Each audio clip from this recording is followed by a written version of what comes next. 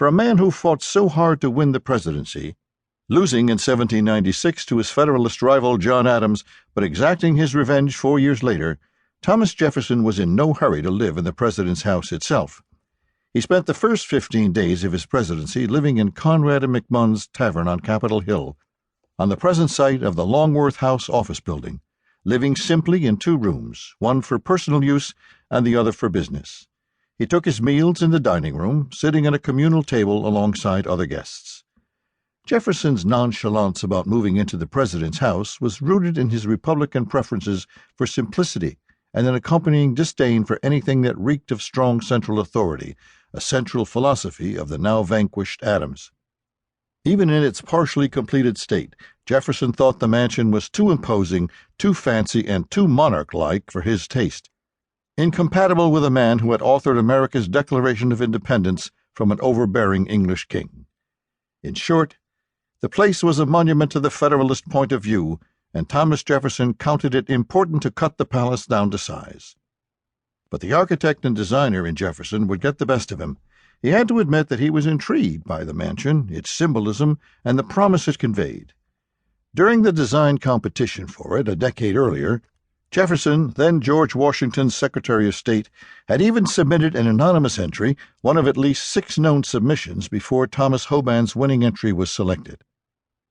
But in 1801, with Adams preparing to leave the mansion after a mere 4 months, Jefferson realized he would be the first president of the United States to live in the mansion for an extended period. He also knew that the home, with its vast interior spaces and grounds, remained quite unfinished and raw. It was an irresistible opportunity for the president-architect to truly shape both the mansion and its surroundings as he saw fit. Jefferson inspected the president's house within a week of being inaugurated, believed to be the first time he had ever set foot inside. On entering, he would discover a building that, while far from complete, was much further along than it was when Adams encountered the pungent aroma of wet plaster, lead paint, and varnish just 4 months earlier. He likely agreed that the mansion was, as a newspaper had described it, big enough for 2 emperors, 1 pope, and the Grand Lama in the bargain. In January, Hoban had completed the second of 3 staircases, this one near the entrance hall on the north side of the mansion. But the third had yet to be built. Hoban planned to install it in the west end of the transverse hall. In its place, the new president found a hole, illuminated during portions of the afternoon by shafts of light that streamed in through a great half-round lunette window. Jefferson saw that the mansion's biggest room, the vast public audience chamber, used by Abigail Adams to hang dripping wet laundry, still lacked plaster walls and a ceiling, and there were no water closets, just an outhouse known as a privy. Aside from the fact that rain and snow made it uncomfortable, it was undignified for the President of the United States, particularly a fastidious man like Jefferson, to be seen scurrying back and forth between his home and an outdoor commode. One of his first acts as president, therefore, was to have 2 proper water closets installed on the upper floor of the mansion where he would live, one on the western end of the house, the other on the eastern end.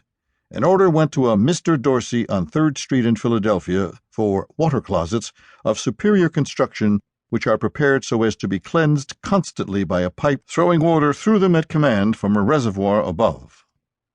By above, Jefferson meant the attic, where the reservoirs made of tin collected rainwater. Even so, Jefferson's water closets lacked running water, a luxury that wouldn't appear until the administration of Andrew Jackson nearly 3 decades later. Jefferson also had coal-burning fixtures installed in fireplaces. He knew that coal burned more slowly than the wood Adams relied on, making it more efficient and freeing up servants for other tasks. Curiously, given his belief that the president's